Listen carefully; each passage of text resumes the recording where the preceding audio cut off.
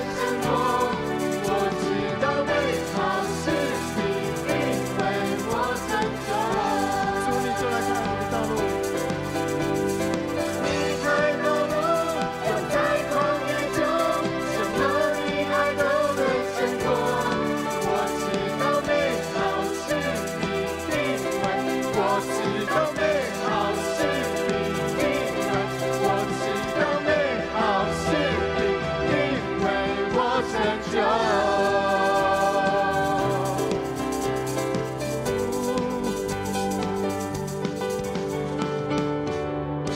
哈利路亚！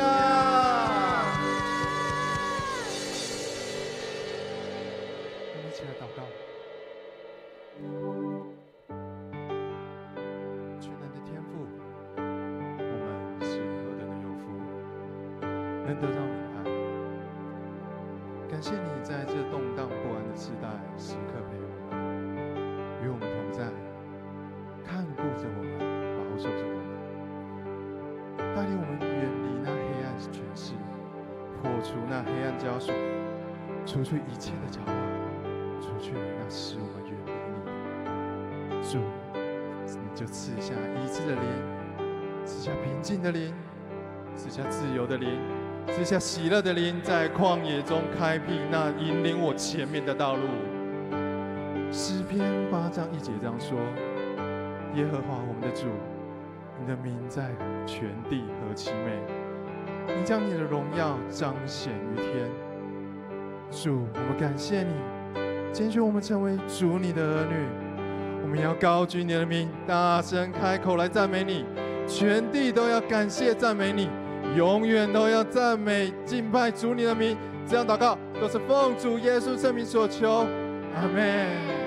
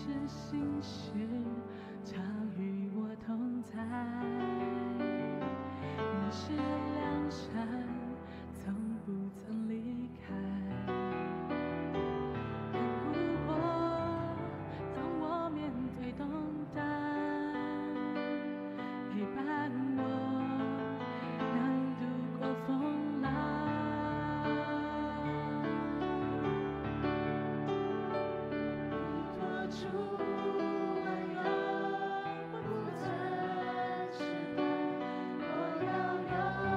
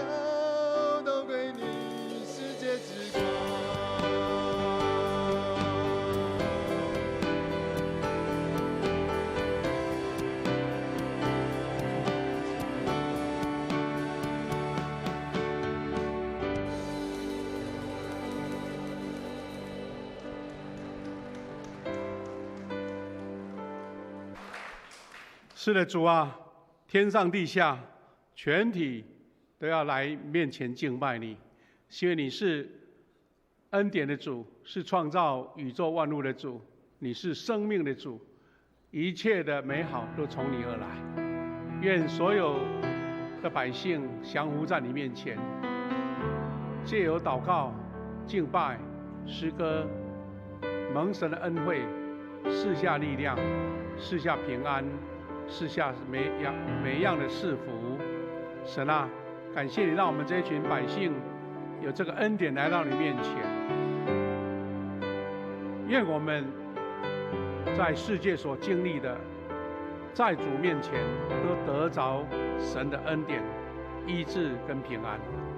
愿这个礼拜荣耀归给你，每一个人从心中唱出赞美的诗歌，每一个人在心中所做的祷告都蒙神垂听。我们要学习主耶稣教导我们的祷告文，一起来祷告说：我们在天上的父，愿人都尊你的名为圣。愿你的国降临，愿你的旨意行在地上，如同行在天上。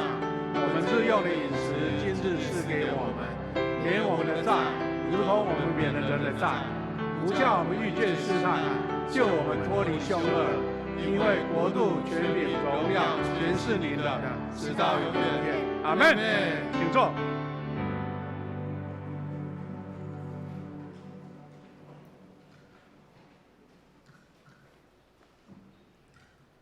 我们一同来恭受上帝的话。圣经记载在哥林多前书1章26到31节，哥林多前书1章26到31节，这是使徒保罗写给哥林多教会的书信。我们一起来念：弟兄姐妹们，要记得上帝呼召你们的时候，你们是处在哪一种境况中？从人的观点看，你们很少是聪明的，很少是有能力的，很少是有高贵地位的。上帝偏要拣选世人所认为愚拙的，来使聪明人羞愧；上帝拣选世人所认为软弱的，来使坚强的人羞愧；上帝也拣选世人所轻视、厌恶、认为不足轻重的，来推翻一项被认为重要的，使人在上帝面前无可夸口。然而，上帝使你们得以跟基督耶稣联合，又使他成为我们智慧。借着他，我们得以跟上帝有合宜的关系，成为上帝圣洁的子民，并且得到自由。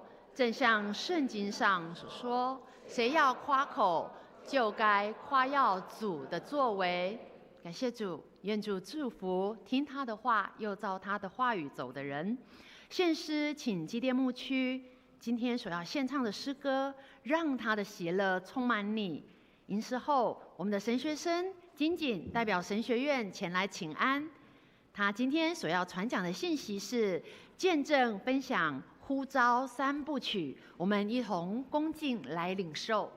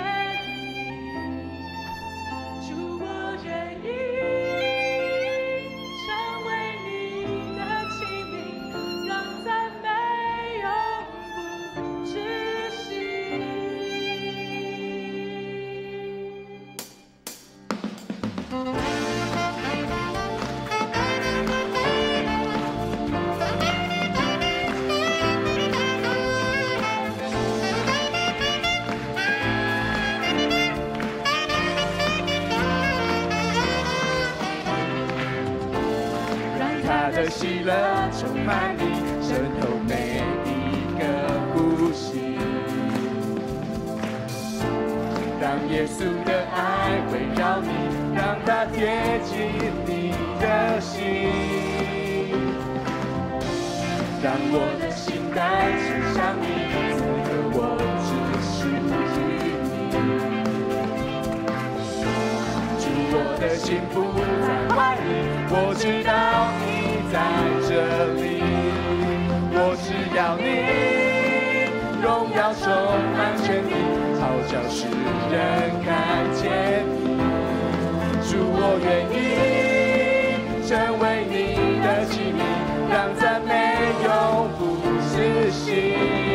高举双手，高举双手，扬声歌唱，我的心与你飞翔，甩甩头抛开沮丧，就是我的盼望，睁开双眼，不再迷惘，你的爱就在前方，指引我方向。高举双手，扬声歌唱，我的心与你飞翔，甩甩头抛开沮丧，就是我的盼望，睁开双眼，不再迷惘，你的爱就在前方，远超过我的想象。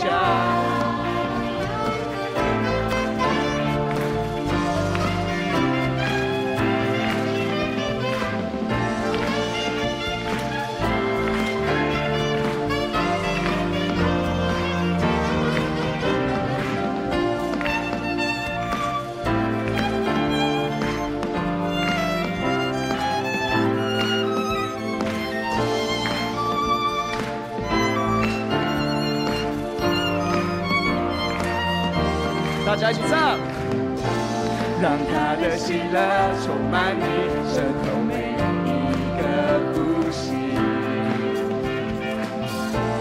让耶稣的爱围绕你，让它贴近你的心，让我的心单纯向你，此刻我只属于你。主，我的心不再怀疑，我知道你在这里，我只要你荣耀充满全地，好叫世人看见你。主，我愿意成为你的器皿，让赞美永不止息。起来，高举双手，扬声歌唱，我的心与你飞翔，甩甩头抛开沮丧，就是我的盼望，睁开双眼，不再迷惘，你的爱就在前方，指引我方向。高举双手，扬声歌唱，我的心与你飞翔，甩甩头抛开沮丧，就是我的盼望，睁开双眼，不再迷惘，你的爱就在前方，远超过我的想象。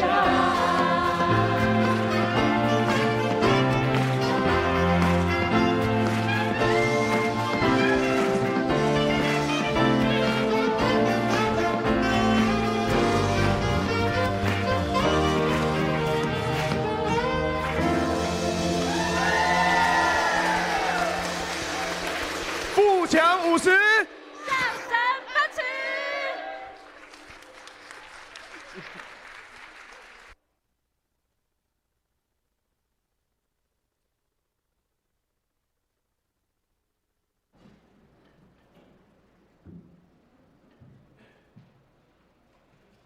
各位小妹，大家平安。有没有被年轻人的热情所感染啊？我们来喊3声哈利路亚，好不好？来，预备，来，哈利路亚，哈利路亚，哈利路亚！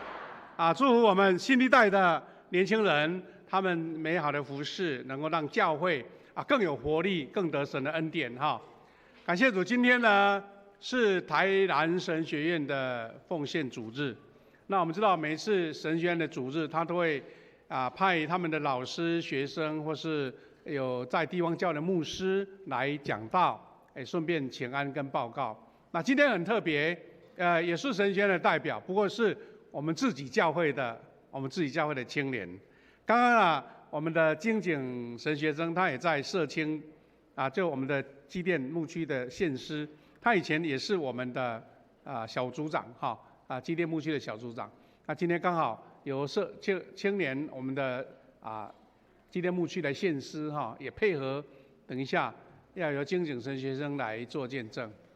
那牧师在想到说我们刚刚有呼喊我们的护墙50，我就想到50年前同样一位跟现在的精警神学生同样情况的，就是毕业刚好50年前有一位神学生，他从学校毕业，那就差派来东区护墙社区护墙路开设了一间叫做护墙布道所，后来就成为我们现在的护墙教会。那位神学生50年前毕业，那今年呢，我们的精警神学生要毕业了，50年，历代的传承。那这位神学生就是我们护墙教会开创的牧师，叫做王忠信牧师50年了。所以每一个世代有神差派的工人来服侍神。那今天呢，我们特别邀请精警神学生回到我们自己的教会，代表神学院来请安，来报告，也让他自己分享怎么样从一位还不是基督徒，然后受洗，然后在护墙教会栽培造就，然后决志要读神学院。那今年已经3年级了，准备从学校毕业，要到职场，上帝所派的职场来服侍神所以他要用这个呼召3部曲来分享他的心路历程以及所受的造就，也为神学院的请安报告。愿大家一起关心这个神学院，让他们的经费各方面都能充足，有大家的奉献。我们真是拍手欢迎好了，神学生江景，好，谢谢。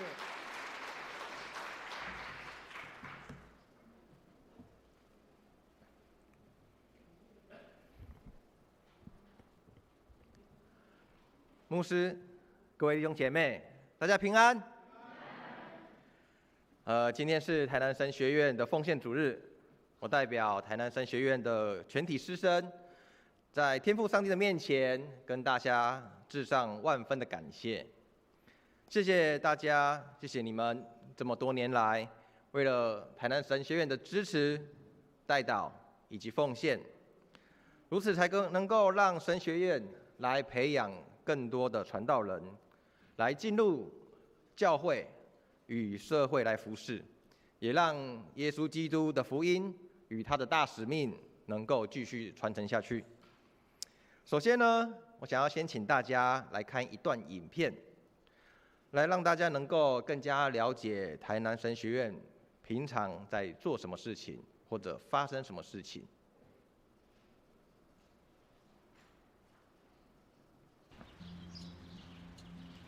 亲爱的弟兄姐妹，真高兴在这里一起分享男神的生活。今年我们有9成5新生注册就读，愿上帝保守他们的学习，能在这个世代成为榜样。另外，学校在教育部立案后第一次接受校务评鉴，透过为期2年同心筹备后顺利通过。同时经历3年整修的礼拜堂与古迹教室已启用，让校园环境越来越舒适。然而，暑假期间经历了丹纳斯台风重伤台湾南部，学校许多老树被连根拔起，在教职员生齐心出力之下，校园也迅速恢复秩序安全。我们经历了风雨中得蒙保守，也祈求上帝恩待灾区苦难困顿的百姓。新的一年，我们还要继续努力，要让男神更好。也请大家在祷告中纪念我们。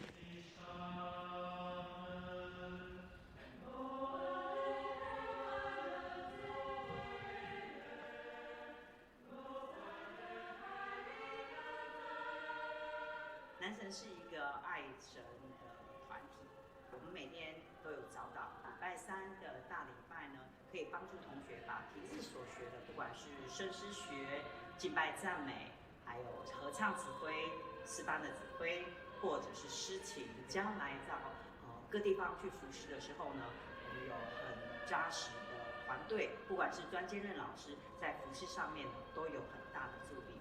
那因为不只是一起在这里上课，也一起住在这里，一起生活，所以所有我们的老师们呢，都非常乐意帮助同学解决问题，无论是写作或者是生活上的问题。所以呢，非常欢迎爱上帝以及爱圣乐的你一起来报考这个神所爱的团体。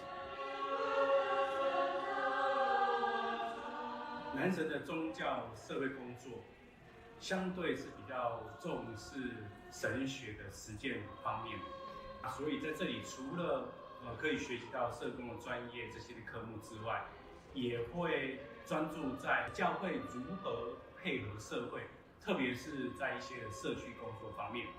我们的学生有退休的，然后也有刚从大学毕业的，学生之间的关系非常和谐，老师跟学生之间的关系也非常的良好。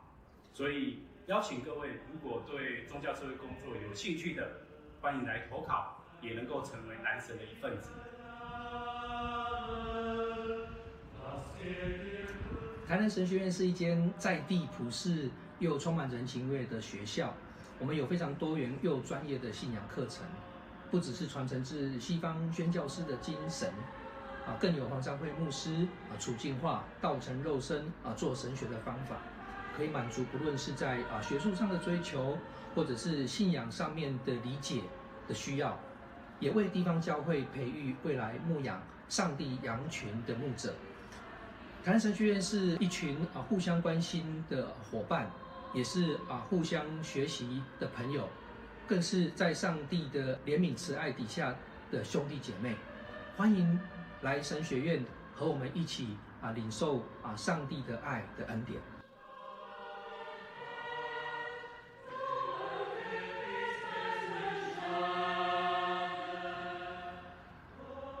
弟兄姐妹，大家平安。很高兴能够在这个地方向大家请安。台南神学院已经走过100多年的历史，这段日子当中，有人事、有经济、有营运、有招生、有税务，很多的问题，在困难当中走过来。虽然学校有遇到风波，不过我们相信上帝的带领，他会跟学校一起走过这一场挑战。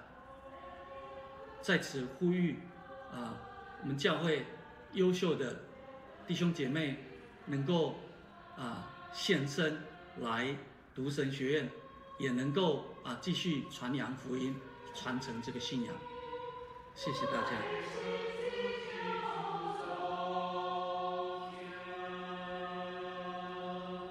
在这边邀请弟兄姐妹们继续关心台南神学院，让我们一起来祷告。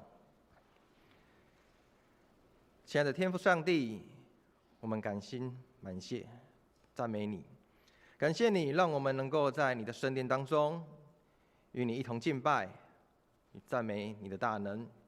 感谢你让圣灵时刻在我们的心中，使我们能够感到平安和喜乐。恳求你赐予我们智慧还有能力，来领受你的话语，明白你的真理。我们这样祷告是奉靠主耶稣基督的名求，阿们。今天呢，我能够来到富强教会，并且站在这个台上跟大家分享，我真的觉得这是上帝的奇妙安排，也甚至觉得这就是神迹。神迹不一定是超自然的事情，神迹其实就是神在我们的生命、在我们的生活当中所工作的痕迹。因为富强教会是我学习基督信仰、操练服事、领受呼召一个最重要的地方。我想请问大家，有没有在富强教会看到、领受到，还是亲身经历到神迹啊？我相信一定有。我将这些经历一点一滴的累积起来，我将它们连接起来，渐渐的，我看见上帝呼召我前往的方向，以及上帝是如何在这一条道路上面给我的帮助还有引导。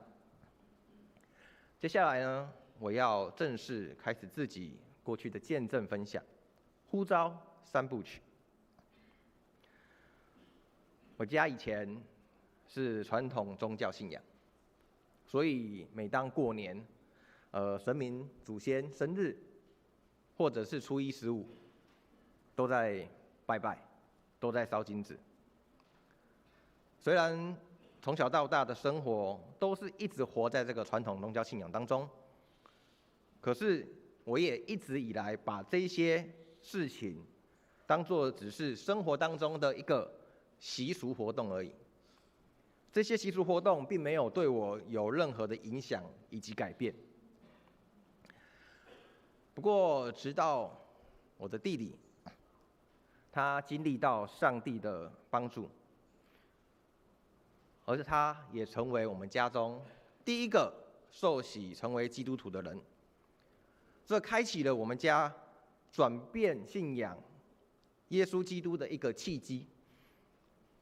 当时候弟弟他是在台北工作，他有时候会回来台南出差，然后他就借这个机会向我的家人来传福音，说他那奇妙的见证。有一次他说，最大的孝顺就是带父母去信耶稣。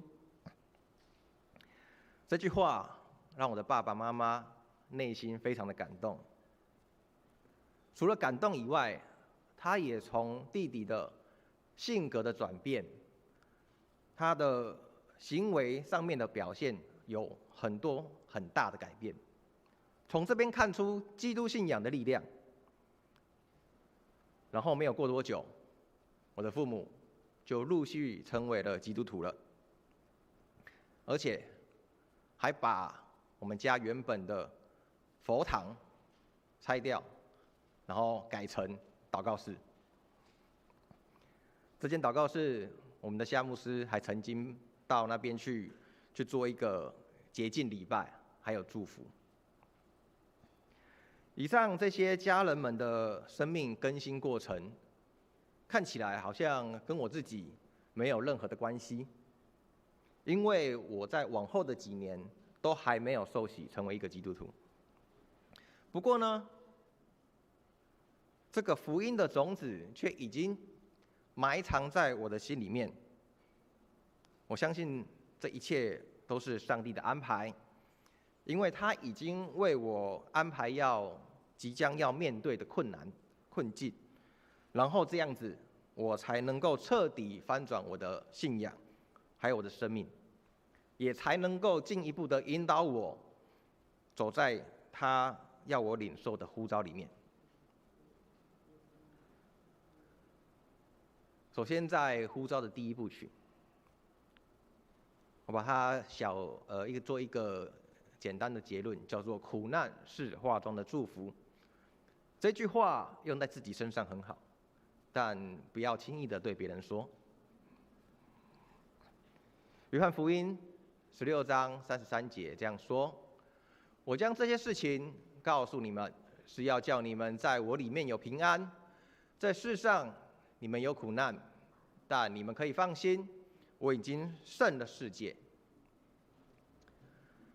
回想起我的过往，大多是离家背井，独自生活，而且这个生活的地方还是越来越远。首先呢，我在台中读大学，出了社会去工作是在台北，然后就到中国去发展。可是在中国发展的最后几年，我有去创业，那个创业的过程却是我人生当中最黑暗的时刻。我在那过程当中被我的合伙人背叛了，我的公司有资金上的缺口，我的感情也失落了，女朋友不要我了。那这些等等不如意的事情不断的发生，直到2019年底爆发了一个全世界的新冠疫情，这算是压垮骆驼的最后一根稻草。我所有的付出努力全部都没了，全部都付诸流水。也因为疫情的关系，我没有办法继续待在中国，所以呢，只好先回到台湾，住在弟弟他的台北的住处，然后帮助他，也因为他的餐饮事业也受到疫情的影响，所以去那边做一个免费劳工。然而上帝就是那么的奇妙，跟弟弟在台北的生活，他带着我进到教会，参与小组的活动，而且认识了很多属灵的伙伴，以及充满爱心的牧者。这一段时间，我的感觉是有如天降甘霖，还有肥沃的土壤一般，让我在那个心中那一个埋藏的福音种子，渐渐的茁壮成长。某一天呢，教会的主日之后，牧者问我说：“你要不要参加下礼拜的主日受洗？要不要成为一个真正的基督徒呢？”那个时刻，那一个当下，我陷入了犹豫，我没有立即的回应，因为我根本就还没有确定我自己是不是已经准备好了。那这一份犹豫呢，就不断的在我的心中一直回绕着，一直回绕着。那怎么办？我想说，我是不是能够向上帝祈求一个印证？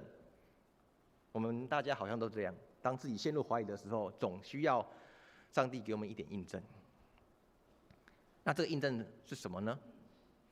我就想啊想，我想到了，我就去买彩券，看看会不会中。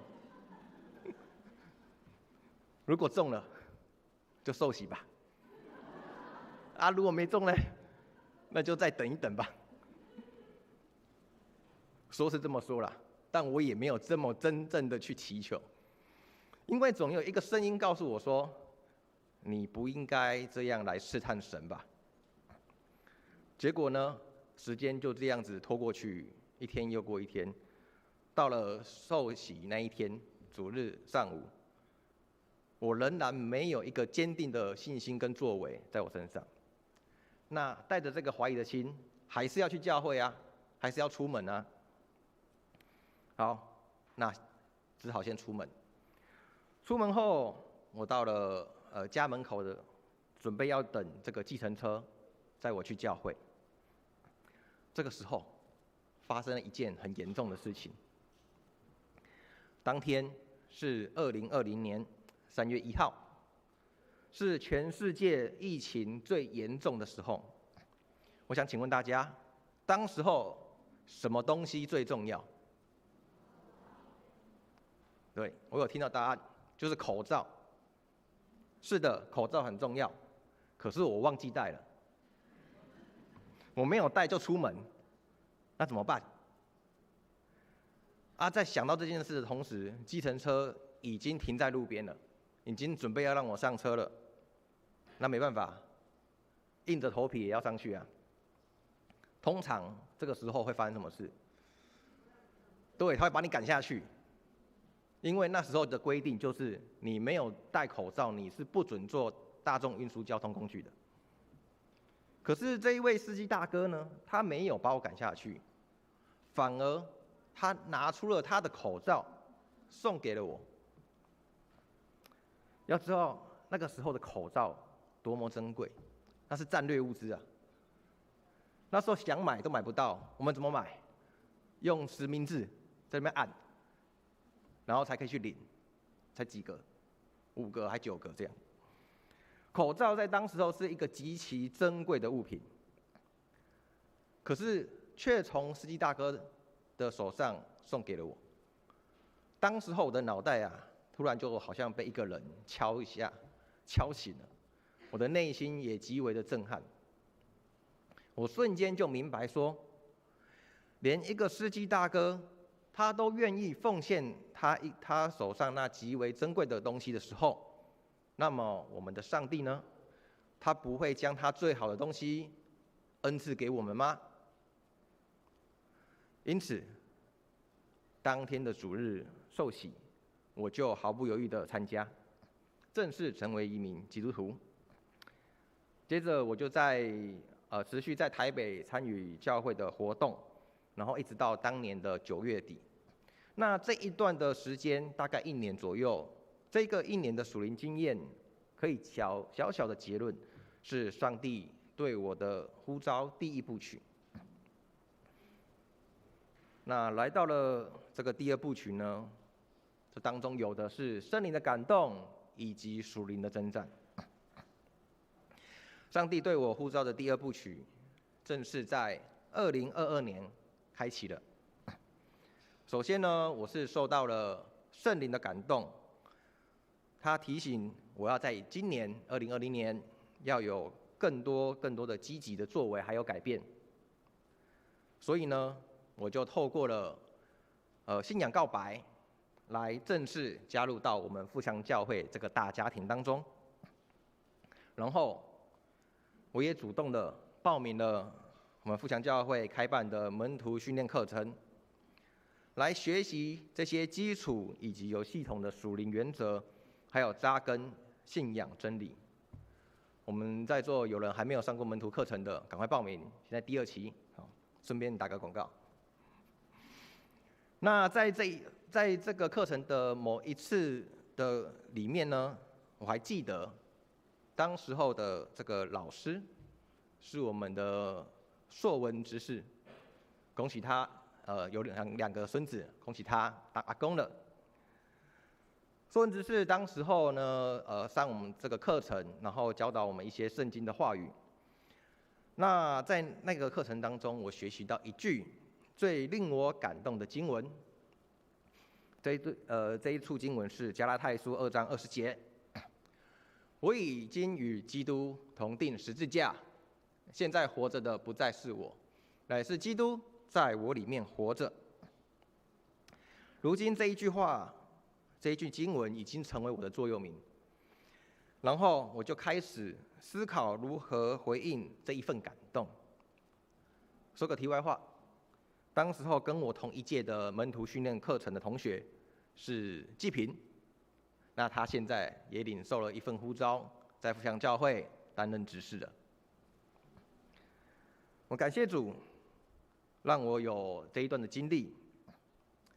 另外呢，我也开始委身加入教会的小组以及服事当中，来去实践人际间的互动以及肢体的交通。最近我们富强教会在50禧年的小组事工研讨会当中，就一直在强调这件事情，要1人1小组，1人1服事，这是一个非常重要的事情。那当然，除了在教会的固定活动以外，我也受到圣灵的感动，说要让我去参与一些特会。那我就去参加了特会当中，体验到我人生首次因着诗歌的安慰以及感动来流眼泪。这首歌是赞美之泉的能不能，我相信大家都耳熟能详，也都曾经因为这首诗歌而感动落泪。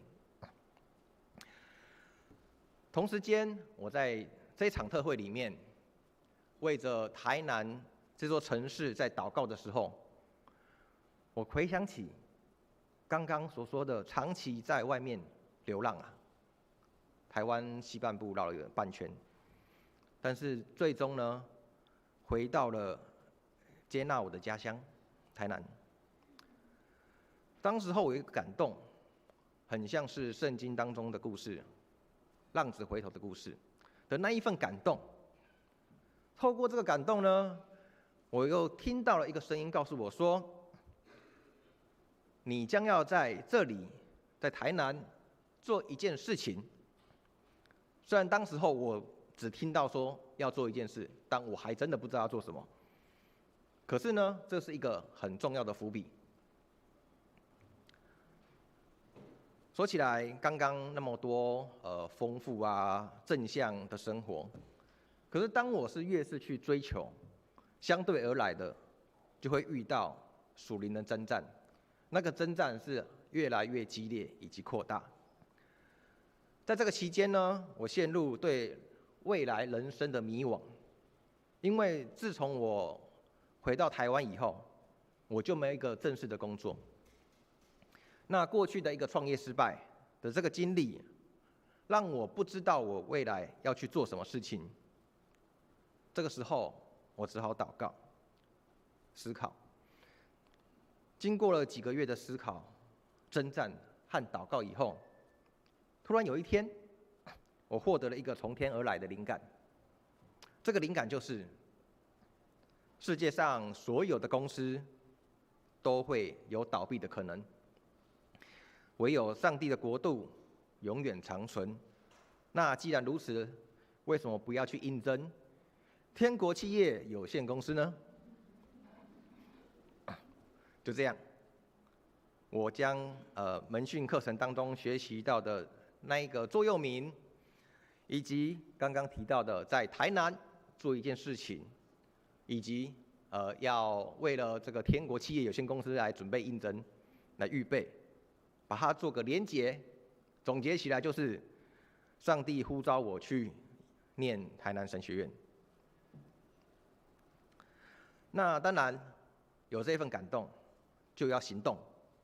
所以我趁着这个感动很火热的时候，赶紧去上网查了一下这个报考神学院的相关资料，然后我就突然发现你要报神学院，要在当年的6月底以前，要在教会的小会来做报备。但是那个时候呢，已经6月初了，很短，不到1个月，所以我赶快找夏牧师帮忙我，然后就那么刚好赶在那个期限内完成。事后我回想起来，如果这一份感动，他如果晚了1个礼拜的话，我就可能来不及了，我就没有办法在当年去报考神学院，也有可能就随着时间慢慢的流逝，这份感动会慢慢的消失，也不一定。所以我只能说，我们的上帝真的是又真又活的上帝。当他要引导我们的时候，当他要使用我们的时候，真的是挡也挡不住。这一切都是在神的计划还有掌握之中。接着呢，来到了呼召的第3部曲，这是一个神学院以及要回应献身的感受。因为这个呼召，它是一个不断持续的过程，而我也决心要回应这一份神给我的意向的时候，说是这么说啦，难道不会去怀疑读神学院这个呼召只是我自己想的吗？很多时候是不是都是自己一厢情愿的想法？我当然也有过这样的想法，那怎么办？经文哥林多前书10章13节这样说：你们所遇见的试探，无非是人所能受的。神是信实的，必不叫你们受试探过于所能受的。在试探的时候，总要给你们开一条出路，叫你们能够忍受得住。上帝是信实的，他不只给我开一条出路而已，他甚至给了我3次回应献身的领受。这3次的领受，第一次是在我们的医治祷告主日礼拜。当时候我带着这个怀疑呼召的这一份心情，走到台前来，就站在那个位置上。魏鹏长老走过来，按手在我的身上，帮我做祷告。当他的手按在我身上的那一刻，我突然感受到一股暖流传了进来，然后我就开始流眼泪。然后就听到一个声音告诉我说：不要怀疑，去吧，这一条道路是我为你安排的。接着，第二次是在赞美之泉的音乐会当中，有志廷牧师当时候邀请这个愿意成为全职传道人的人，能够来到舞台面前。那一个时刻，我感受到一股那种催逼的力量，催着你，推着你往前进。所以我就开始往前走，走到了那个台前。接着圣灵就告诉我说：“去吧，走在前方，然后站在台前，来坚定我的呼召还有旨意。”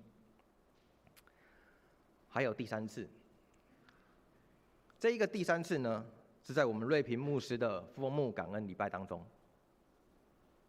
当瑞平牧师站在台前，披上那个牧师袍的那一个当下，我听到圣灵告诉我说：“未来你也要站立在那个地方，领受我赐下的呼召，然后一生来为我所用，而且我必与你同行。”这3次的呼召，3次的领受，一次比一次还要强烈，也让我的信心一次比一次的更加坚定。真的是要感谢赞美主，哈利路亚！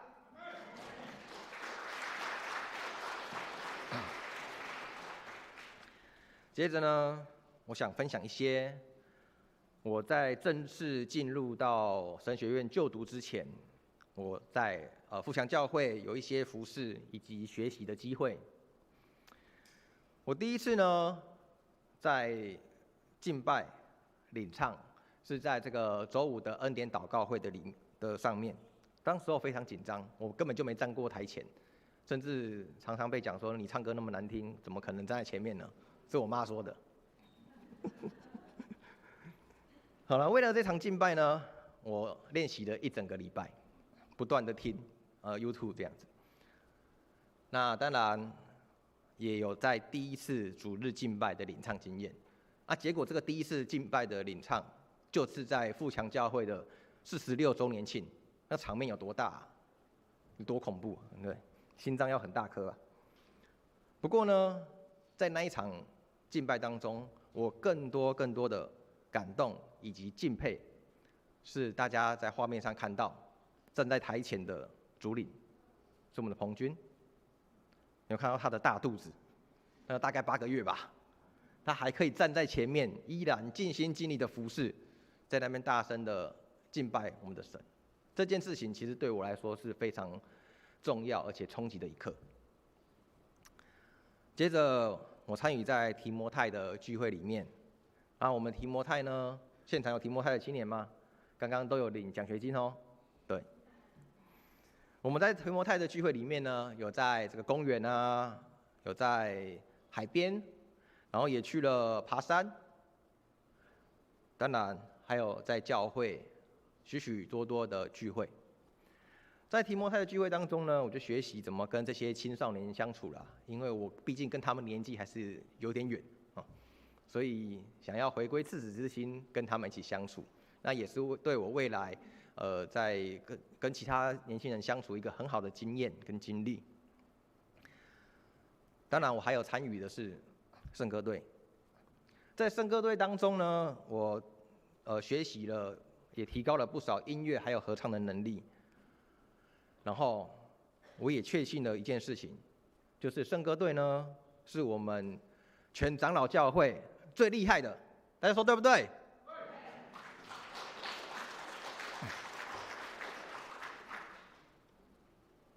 那这一场呢，是在当时候的圣诞主日礼拜早上唱一场，晚上接着音乐会，那么大信息圣诞音乐会，连一整天都在唱，我真的是佩服每一个圣歌队的队员。然后我也担任了一段时间的小组长。那这个基甸牧区小组长，刚刚看到基甸牧区热情的敬拜，在大家的面前，相信我们富强教会是很有盼望的。那当然，我也在那一段时间担任了一段时间的小组长，也感谢当时候的小组员没有弃嫌我那么的带着他们，好像没有很用心的对待他们。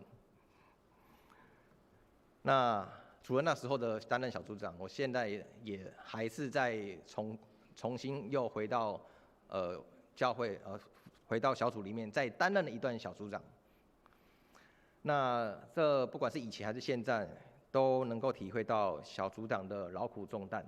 我相信在座也有不少的小组长，也一样是在这个跟小组员互动的过程当中，有许多的领受，包含我们之前去参加那小组长退休会，有很多的分享，大家在担任小组长的时候，能够有得着更多的力量，为教会尽一份心力。再来呢，我也在当时候学习了敬拜主领这个事工，这给我在未来的实习有一个很大的帮助，因为我到了教会实习的时候，他就说，我们敬拜缺人，那你要来担任我们主领。若不是有那一段时间的学习的经验，我那时候真的不知道该怎么面对他们。而我们画面上看到这一场是我首次带的敬拜主领，而这一场也让我完成了一个心愿。我可以看到那一首歌叫做《从天上来的声音》，这是我的亲人艾成他创作的歌曲。那时候他过世没有多久，但我有一个机会担任了主领，有了选歌的权限，我就把这首歌拿在我们的主日礼拜敬拜，也算是对他来做一个怀念。再来呢，这个是将近3年前的耶稣受难礼拜。那这一场礼拜呢，绝对是我永生难忘的经验，因为呢，我被邀请来演耶稣。那为什么我会去演耶稣呢？事情是这样的，某一天石宝老师呢，他打电话给我，他跟我说，有一件事情要请你帮忙。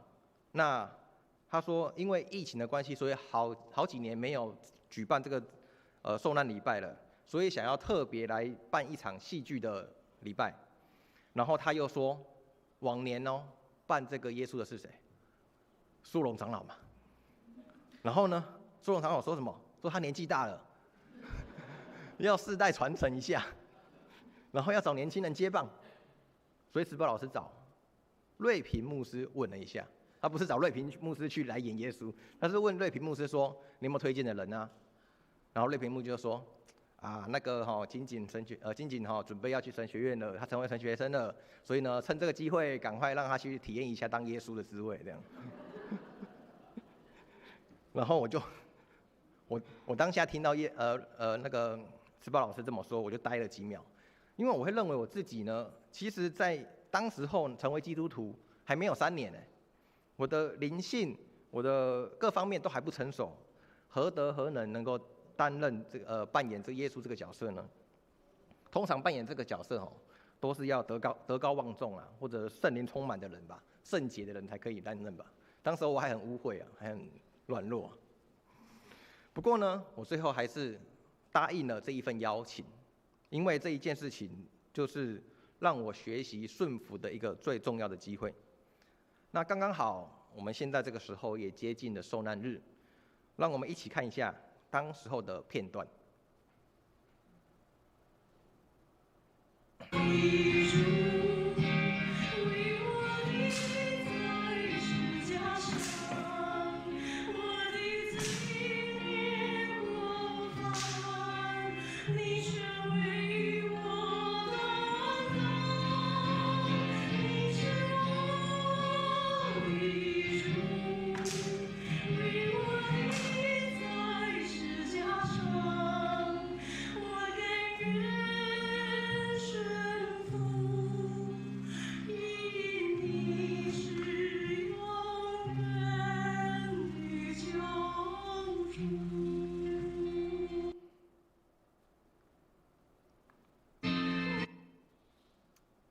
事实上，这个背十字架这件事情根本就不用演了，因为它很重啊，它扛在你的身上，然后你要在地上爬，你要在前面跌倒，那根本不是演出来的，那就是原本的模样，因为很重，你根本扛不起来，你就一直摔倒，一直爬，一直摔倒，一直爬。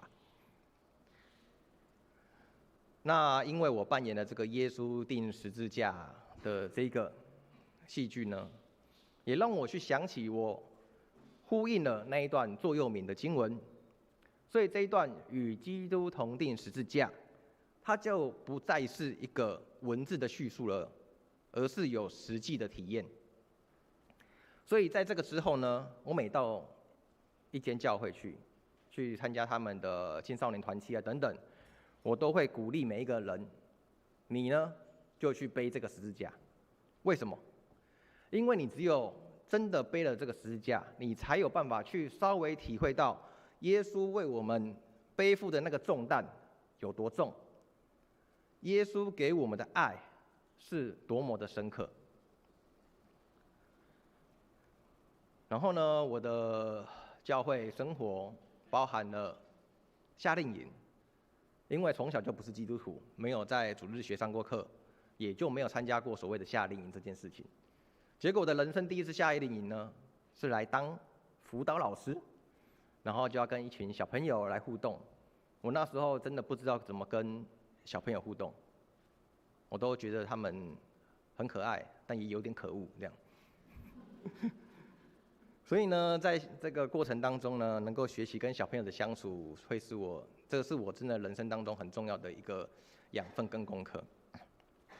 当然啦，其实除了刚刚介绍这些服事学习以外，还有很多很多很难忘的回忆，还有学习。那这一些呢，都成为了我之后在学校以及教会实习的时候，我的实习到了嘉义的南门教会以及台中的柳园教会。在这些地方呢，我都将我这段时间所学的，把它发挥出来。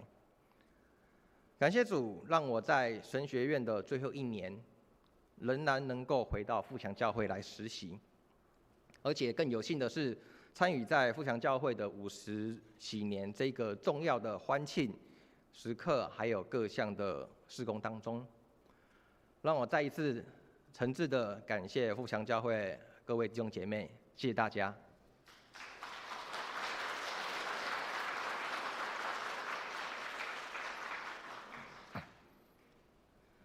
我觉得这一段过程让我学习到最大的事情是，能够对自己有更多的反省还有认识，然后来承认自己的软弱以及不足，这样子才能够成为上帝亲自塑造的一个器皿，让我们的上帝引导我前进的目标以及方向，然后完成上帝他要成就的使命。透过至今各种生命当中的大大小小的事情，这些事情呢，有开心的，有难过的，有信任的，以及有背叛的事，有很丰富的事情，但也有找到很多人生缺乏的，以及还有光明与黑暗的争斗。这些经历呢，让我体悟出上帝他对待我、修剪我、指引我的一种独特方式。我领受了他的呼召，所以我也期望接下来能够持续保持一颗顺服的心，来面对接下来的各种挑战。那这一份挑战，无论是成功的或者失败的，我都相信这些都是上帝的祝福，是上帝在滋养我学习的养分，也是预备我将来要成为他做更大事情的基础。最后呢，我想要用台南神学院的校训作为今天分享的总结。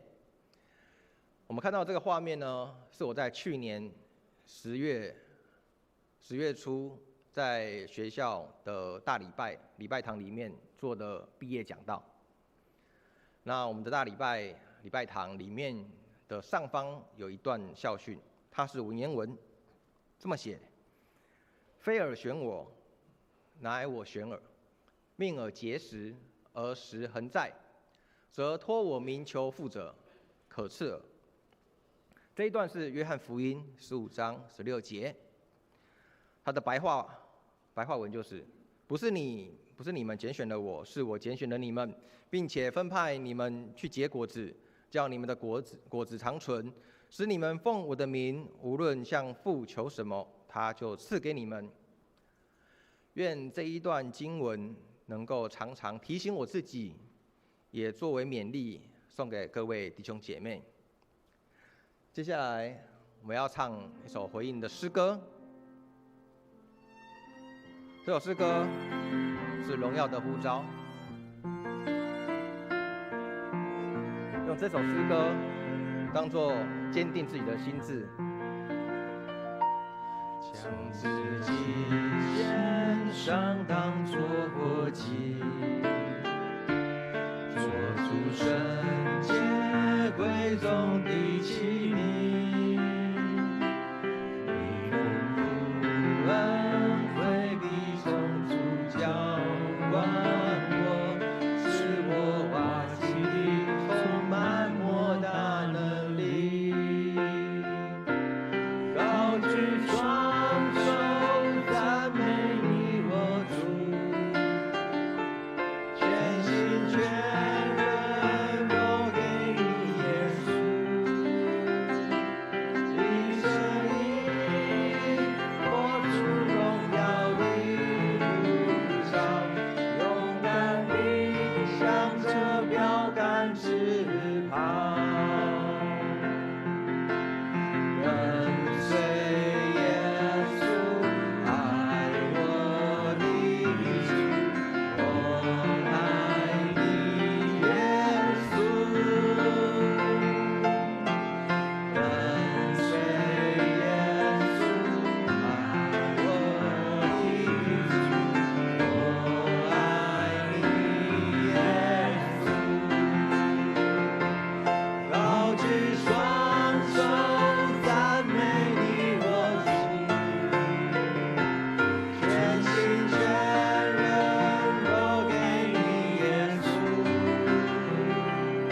一生一活出荣耀的呼召，勇敢地向着标杆直跑。这个时候，我们要为几件事情来代祷。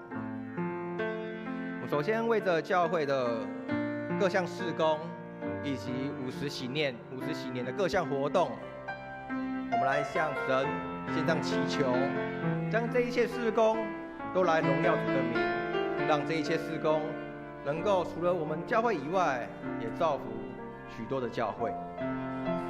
第二件事情，我们要为了自己以及我们的亲朋好友来祷告。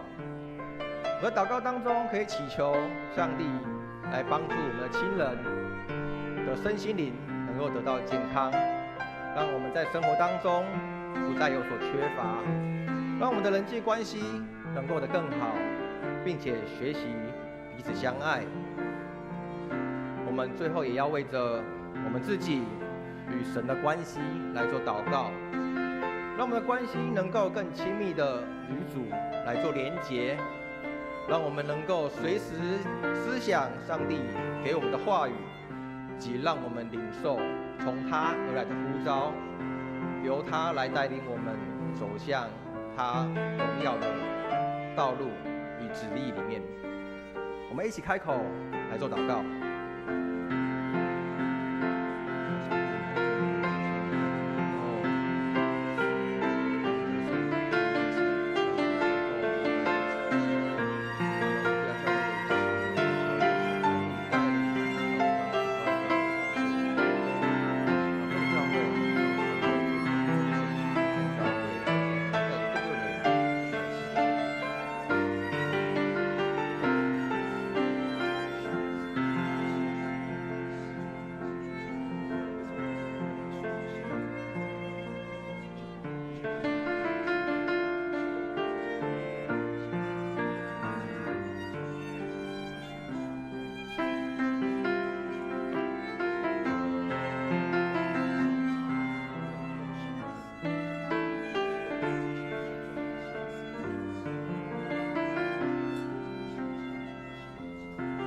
爱的天父上帝，我们感谢你，感谢你让我们的生活在每一时每一刻都有你的同在，因为你就是道路、真理、生命。若不借着你，我们没有办法到父那里去。我们感谢你赐予我们教会有足够的智慧还有能力，让我们面对50禧年这个重要的时刻，让这些事工都能够成为众人祝福，也成为众教会的祝福。让我们勇敢地面对每一天的挑战，并且将这一些化作祝福，来帮助社会当中每一个需要的人。主，我们感谢你，能够让我们在信心软弱、痛苦的时候，让我们身心灵都需要由你而来的医治的时候，你就成为我们的避难所，你就成为亲自安慰我们的神。主，我们谢谢你一切的安慰与带领，以及一切的恩典在我们身上，不让我们缺乏，让我们能够在主里面与你相遇。主啊，我们要为了自己跟神你的关系，以及领受呼召来呼求。亲爱的主，恳求你让我们能够明白你的话语，来成就你的旨意，来领受你那个荣耀的呼召，并且让我们在世上能够成为你的光还有盐。主，我们满心感谢赞美你。我们这样的祷告是奉靠主耶稣基督的名求，阿们。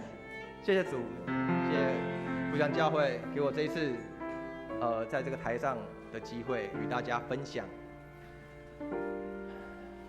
内心有许多的感谢，或许也有一点不舍，因为没多久要让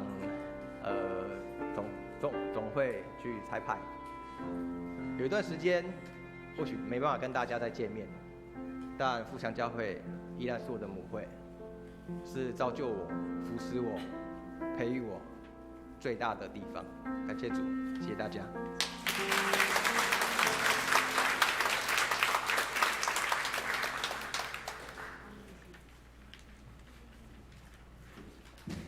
谢谢神学生的分享。这时候我们一同来奉献。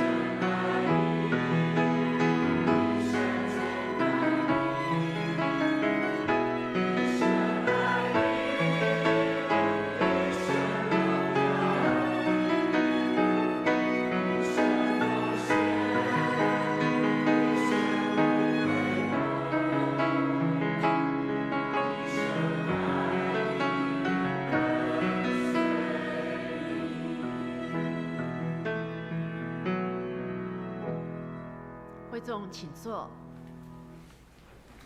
这时候我们请牧师来做奖学金的一个颁发。各位弟兄姐妹，我们今天特别一个节目，就是我们要来颁发奖学金，还有我们去年呢有抄圣经、读圣经，还有背京剧的一个颁奖所以这个请我们的邱怡长老先来报告，我们小朋友要来领奖学金的名单来一起来领奖小朋友叫到你要出来哦好，我们现在呢来颁发奖学金我按照我念的名字，然后我们请牧师来为我们颁奖。好，第一位林恩心。好，来过来了。好，第二位是黄亮恩。好。第三位曾雅欣。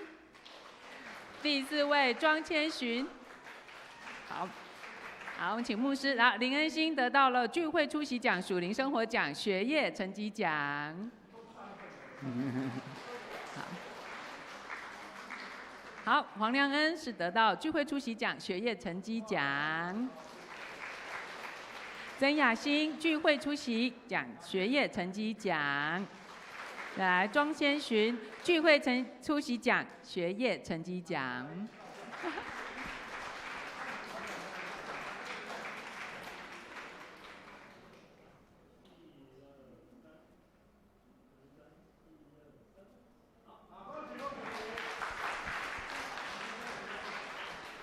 好，接下来是我们提摩太的年轻人。好，来，那我们请你。好，我们看到，好，我们请来佩欣，请你走到前面来。好，佩欣、佩安，好，宣安。好，佩欣呢，我们是得到学业成绩奖，佩安也是学业成绩奖。好，宣安学业成绩奖，请牧师颁奖。有没有宣安在这边？宣安在这里。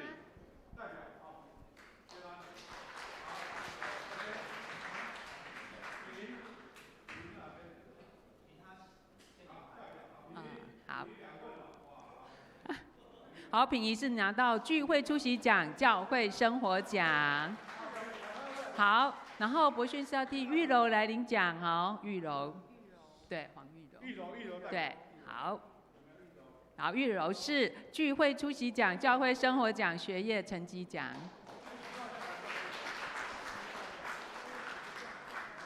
还有一位志奇，抱歉来。张志奇同学获得教会生活奖、学业成绩奖。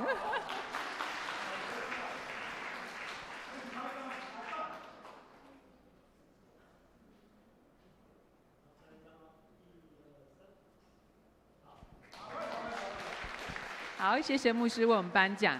那还有的是，好，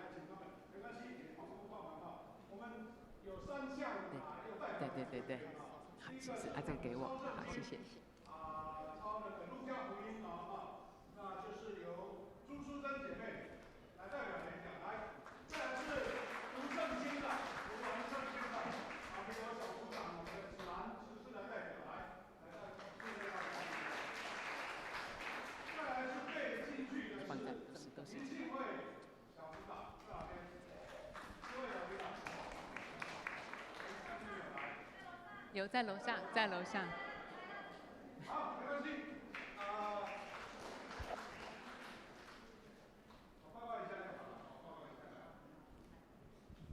我们这一次我们的教会参加抄圣经一共有41个抄完圣经，所以我们的公报社还颁了一个锦旗好，没关系，可以好。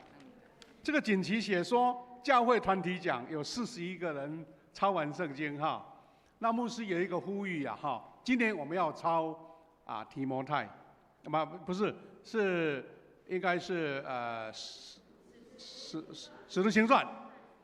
我们期待今年50喜年嘛，我们希望能有50个参加，好不好？50个，41个很快了我们也请我们的会旗队长来代表领奖好不好？那再来就是刚刚就是我们3项由他们代表领奖，一个是淑珍姐妹，好，淑珍姐妹她领了3项，你看，这个给你的。为什么领3项呢？她是41个我们的同工抄完圣经公报社抽奖抽到她，所以她得双份奖好，恭喜恭喜！这个是我们的读经奖由子兰执事代表领奖来。好这个都是信会小组长代表背进去的回去再发给他们了来，一起来照相来，来。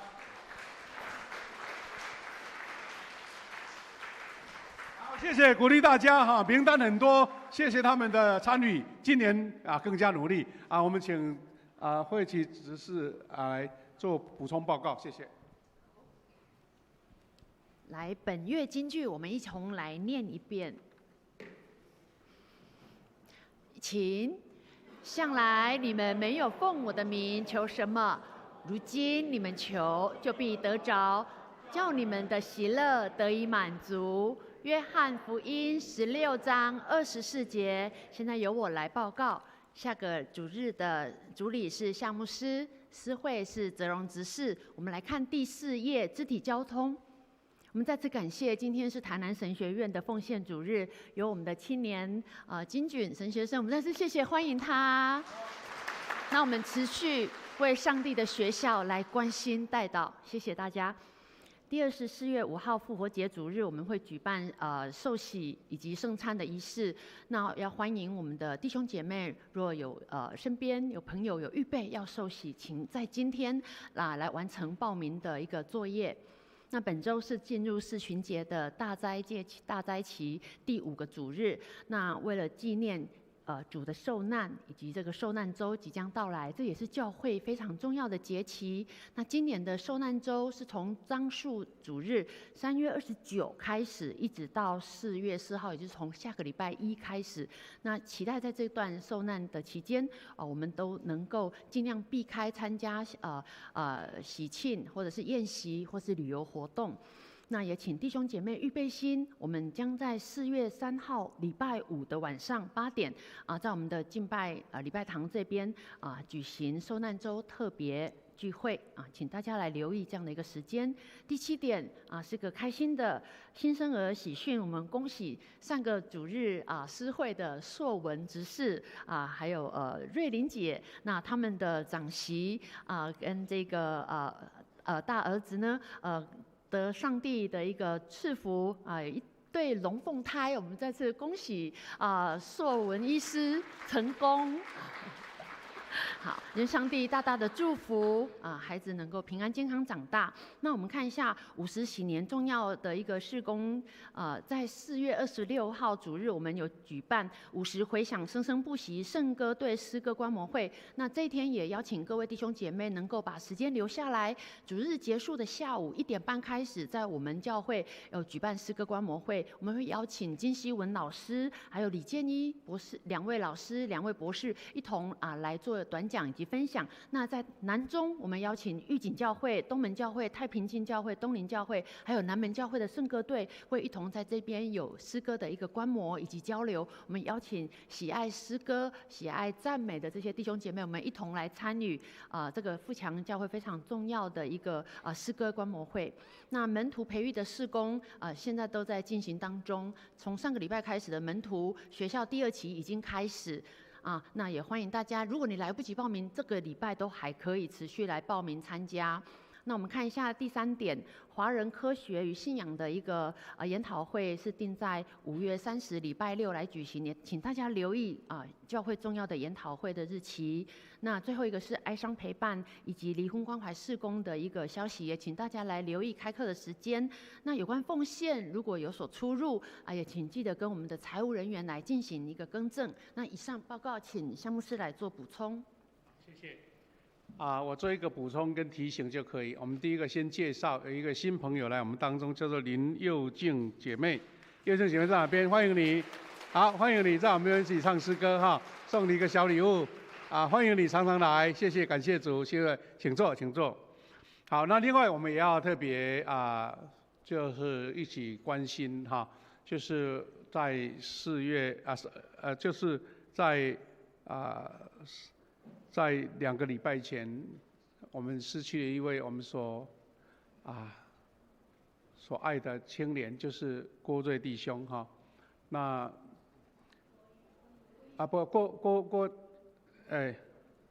是郭义哈，郭义弟兄。那在上个礼拜6，因为在我们教会举行那个小组事工研讨会所以我们有代表去到鹿竹参加了这个郭义弟兄的告别式哈。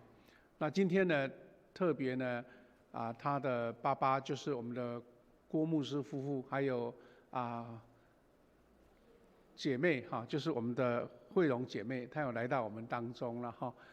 我们真的很不舍失去了这位年轻人，但是神的大能力量跟他们同在哈。请他们站起来一下，让我们为就给大家致个意，点个头哈致意，大家继续为他们祷告哈，继续为他们祷告也为他们的可爱的小女儿叫郭瑞哈，郭瑞她在读国小3年级了哈，就是去志带领。我相信我们的主日学还有我们的小组哈牧区能够继续陪伴他们，让他们走过这段艰辛的日子神的恩典跟他们同在继续请大家代祷哈。好，那最后我们要做一个事工活动的补充了哈我们请回到我们这个投影片当中哈。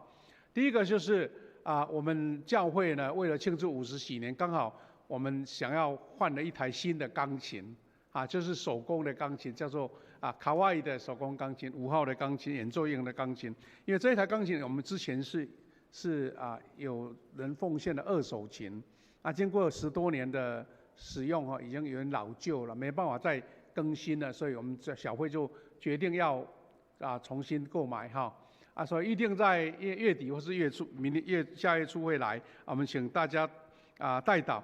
特别有开放说，如果有人愿意参与这个钢琴的购买可以参与这个奉献欢迎大家一起参与这样子。那第二个报告就是我们复活节在4月5号，4月5号那一天呢，我们要送一个红蛋，有没有那个复活节蛋？但是复活节蛋呢，我们因为有不同的团体，我也会赠送，所以我们要邀请除了主日礼拜参加的弟兄姐妹之外，如果其他的团体，比如说音乐班还有主日学啦还有我们的这一个团体松年还有书法班这些需要有红蛋这个彩色这个复活节蛋的要赠送的，请到办公室登记，你们需要几个？那我们以赛亚牧区才能够预备来准备这些复活节蛋，还要包装请大家预备心。那另外也是同样是我们的这个受难周3月29号是下个礼拜，就是主日就是我们的这一个棕树主日。那隔天就是我们的受难周，从礼拜1到礼拜4，我们有一个特别的晨间祷告会、灵修祷告会。那如果弟兄姐妹能够参加，请在跟你的小组长或是我们的楼下办公室登记就是我们要准备早餐了有多少人参加我们才能够准备如果说你要参加但是不用早餐，也可以登记一下期待我们那一天有一个美好的一个参与我们就是在那个礼拜1到礼拜4由3位牧者来轮流主持请大家预备心来参加。那重点是礼拜5 4月3号那天礼拜5晚上，我们要举行这一个受难日的主耶稣受难日的一个礼拜在礼拜5的晚上8点，请大家也预备心来参加用这样来跟大家报告请大家一起提醒，一起来参与。那也提醒说，我们在受难周的时候都会邀请弟兄姐妹说，我们尽量穿比较素色的衣服啦，红的啦、花的啦暂时收起来我们在那个礼拜来静默主耶稣他为我们牺牲好，我们就这样做报告来。颂荣，我们一同来唱诗歌。我的神，我的王啊！吟诗完，请牧师祝祷。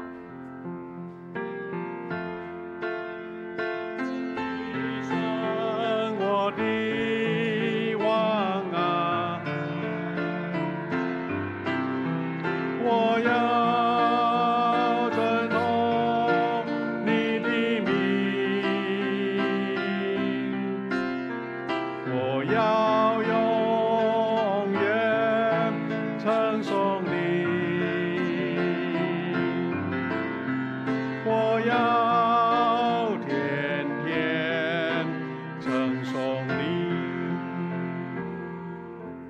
愿主耶稣基督的恩典、上帝的慈爱以及圣灵的保守、相通扶持、怜悯，跟每一位弟兄姐妹同在，从今时直到永远。阿们。阿门。阿门。我们请坐，来默祷避会。